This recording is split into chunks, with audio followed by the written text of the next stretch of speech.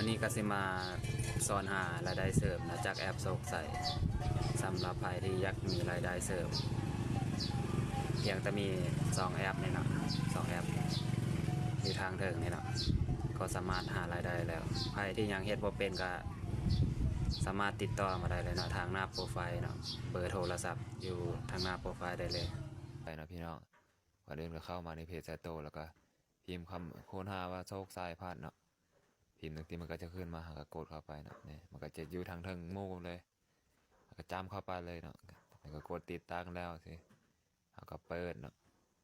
หลังจากติดตั้งแล้วเราเปิดแล้วเราก็เข้ากดเปิดสิเข้าไปเลยเนี่ยมันก็จะเข้ามาหน้านี้เราก็จะเข้ามานี่หน้านี้ก่อนเนาะใส่รหัสตัวนี้ก่อนนะเนี่ยรหัสตัวนี้นะ078นะ59594เนี่ยก็พิมพ์ใส่เลยเนาะ078 59594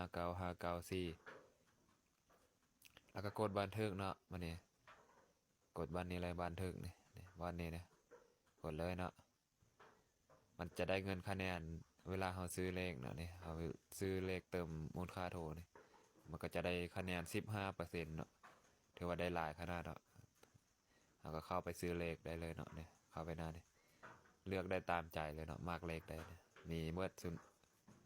อันเนาะเนี่ย2 ตัว5-6 ตัวเลือกได้แบบตามใจเลยเนาะตำราเลขก็มีเนาะเนี่ยเลือกได้เลยเนี่ยแบบนี้โอ้สบายเนาะซื้อง่ายขนาดเลขเนี่ยในเงินคะแนนแบบนี้เราก็สามารถมาซื้อเลขได้อีกเนาะเนี่ยได้แบบคูณ2